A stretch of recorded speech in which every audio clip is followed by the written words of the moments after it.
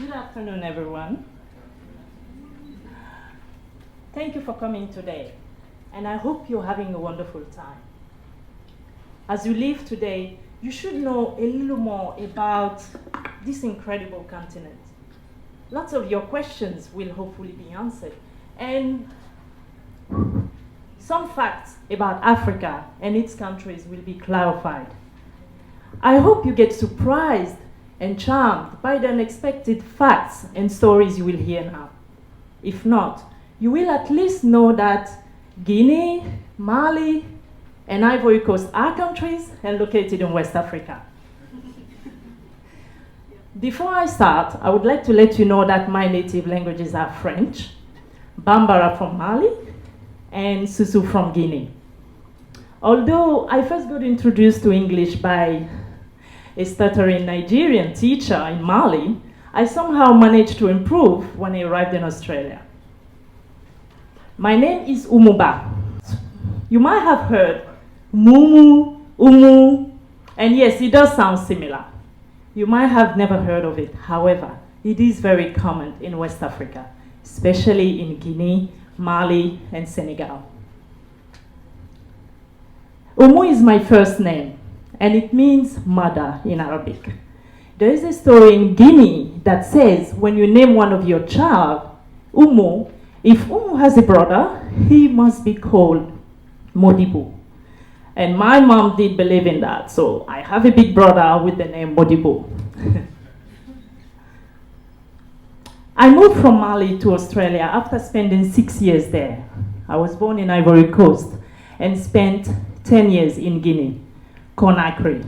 Not to be confused with Equatorial Guinea or Guinea-Bissau as it shows on the map in green. No, Guinea-Conakry. And today, I will be sharing some of my life experiences in those regions.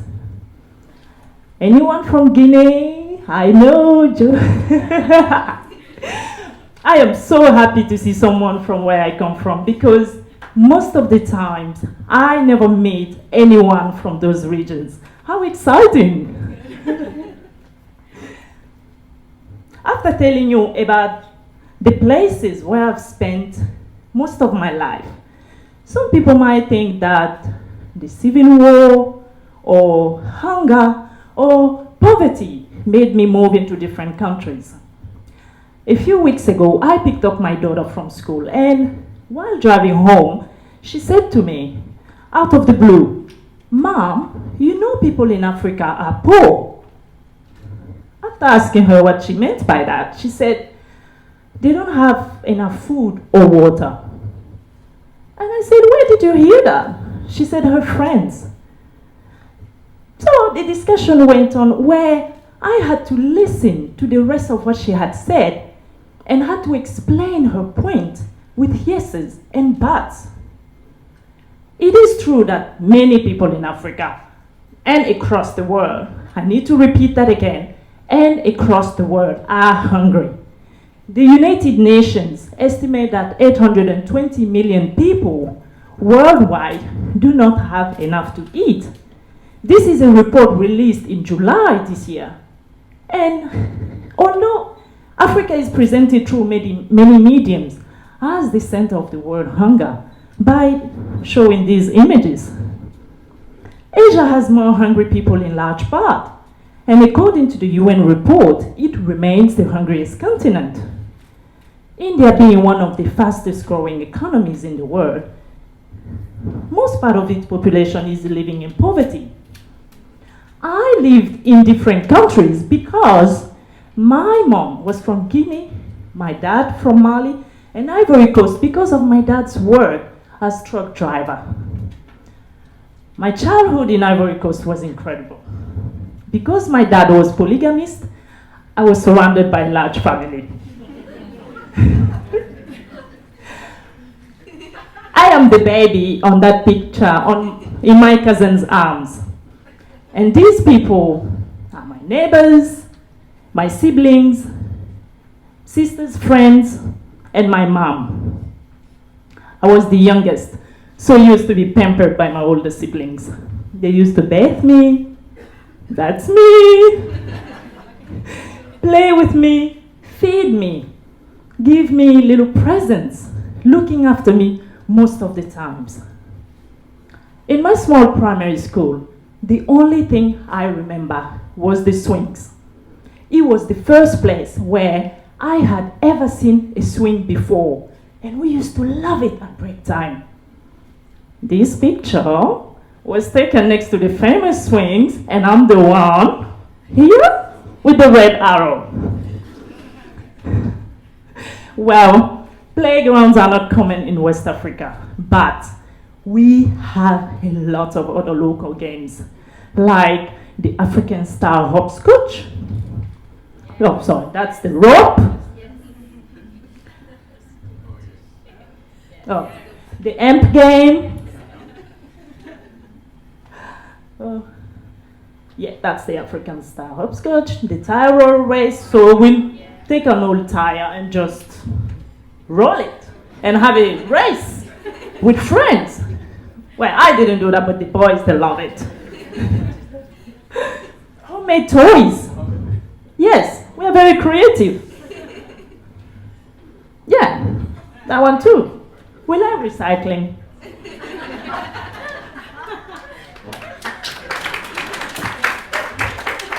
Soccer, mostly played by boys, sometimes with a homemade ball made out of plastic or normal ball, and we have so much fun. For decades, the dominant image of Africa has been that it's poor and helpless.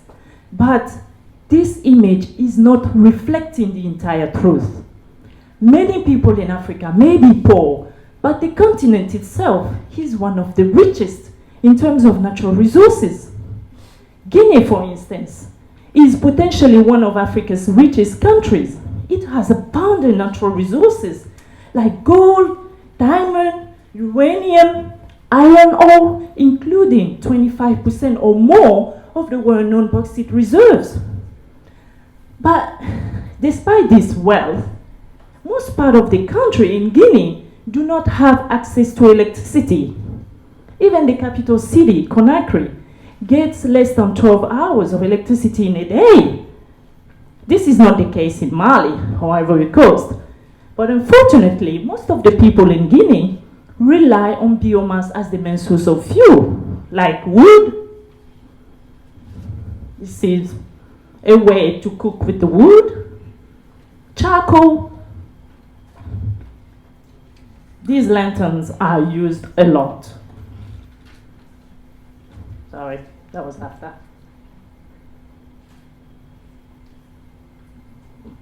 Candles, generators, and those that can afford it. I had to use these lanterns or head torches or candles to study. When the big exams were coming up, I remember my friends and I going sometimes to the airport's parking to study because it was very illuminated. We would sit on the curbs outside, right under the street lights. I know, you might be thinking, wow, this is strange, but yes, we were very determined. And the guards, they didn't say anything because they knew the situation we were in. Right now, by remembering my suburb in Conakry at night with no electricity, I see the streets brightened by the moon and stars. I see people or families with lanterns. These lanterns selling something or talking. I see children next to their parents playing, giggling, dancing, clapping with some music in the air from a small radio nearby. Sometimes when I didn't have any homework to do, I would sit with my mom in front of our house to help with the micro business she was running, selling homemade pastries, for example. People would say hi when passing or stop by to have a little chat or gossip. Us two would talk and talk. Or sometimes I would go and see my friends down the street or my boyfriend secretly.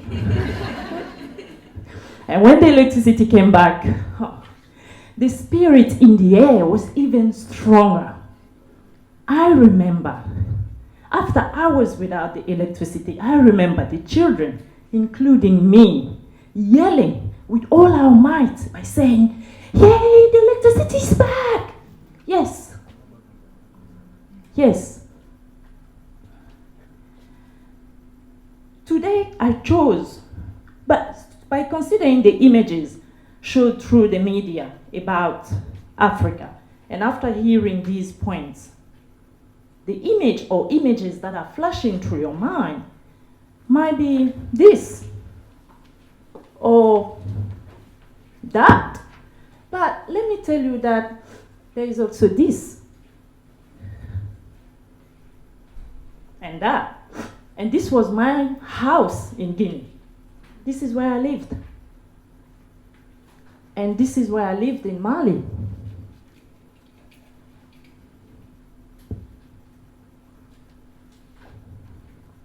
For tourists, these hotels in Guinea could be an option. Not too bad. While visiting these places like these cascades, waterfalls,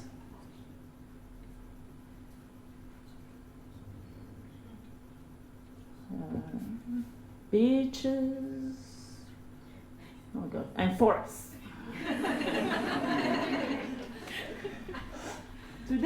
Today I chose to speak about Guinea because of the many years I spent there, following the sad and sudden passing of my dad when I was 7.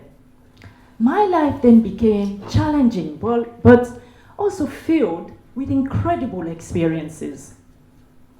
One of the things I admire in Africa is the life always being around family. I was never alone and was always surrounded by the warmth and care of my large family. And when mom's business wasn't going well, we always had someone helping us, like grandparents, uncles, aunties, friends, even neighbors. No matter how poor we are, we always stand for one another, always. And when we have a guest, we put out our golden plate by welcoming that person in the best ways we could. Growing up in Africa and not having the basic life advantages does not mean that we don't have dreams for ourselves or our children. Yes, the education level is not optimum, but we do our best to send our children to school.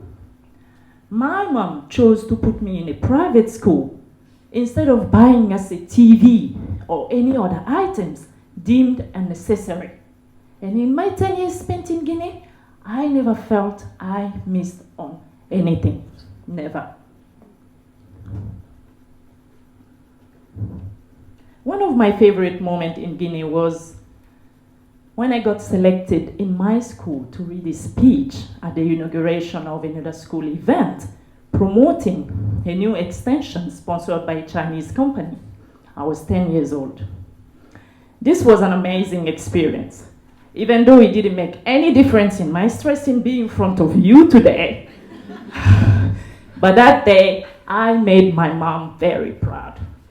I still remember that night when we were all watching me in the news on our neighbor's TV, outside under the stars. Yes, outside, on the street, in front of the house, with the neighborhood watching behind, and everyone would bring their mats or chairs. I remember that powerful look my mom gave me, and I could see in her face how proud she was. How proud she was after all that hard work she had to do so we could be educated. In developed countries, teenagers will look for a summer job to save up and go traveling, for example. One of the jobs I did during school holidays was selling food or snacks at the fishing port so I could help my mom. And I was so happy to do so, as it felt normal. I learned a lot about life, the value of work, and money. So, the memories of my life in West Africa are full of ups and downs. I've had a taste of different lifestyles, but my hard time didn't get to the point where I had to move from refugee camp to refugee camp, where I had to labor at a very young age for survival, where I had to live in a hut, where I had to hunt so I could eat. No, please note that no one dies of hunger in Guinea, Mali, or Ivory Coast. I have always had enough food in my life, always. No matter how hard, happy, unique, powerful these memories are, they are treasure to me. They are protected. They are shared with family, friends, family, especially my daughter, with you. And I kept somewhere very special in me because these memories made the person I am today. Africa made the person that is standing in front of you. I want my daughter to learn and know that her life is not the only type of life that exists. I want her to know who I am and who I was. I want her to know my story, a part of which I've shared with you. So no, I never lived in a hut. My experience of Africa only shows one of the many environments these countries provide. It is yet to be rediscovered and appreciated for what it really is. Thank you for listening to my story, and I hope you've heard new things and facts about Africa. Please remember this and share it with friends, family, and colleagues. And next time you talk to someone from Guinea or somewhere in Africa, you will have something to say, something positive, that is. Ladies and gentlemen, I believe the time has come for us to transform our perceptions on Africa. The time has come for us to open our mind about this incredible continent and align the misconceptions we have with reality. Because Africa is beautiful, beautiful, unique, powerful, and so diverse. People of Africa are passionate, perseverant. It's in our blood. We love our continent. We support each other. And most of all, we are proud to be part of it. Thank you, Tayana Onyinye and Dr. Jabanja for that banja.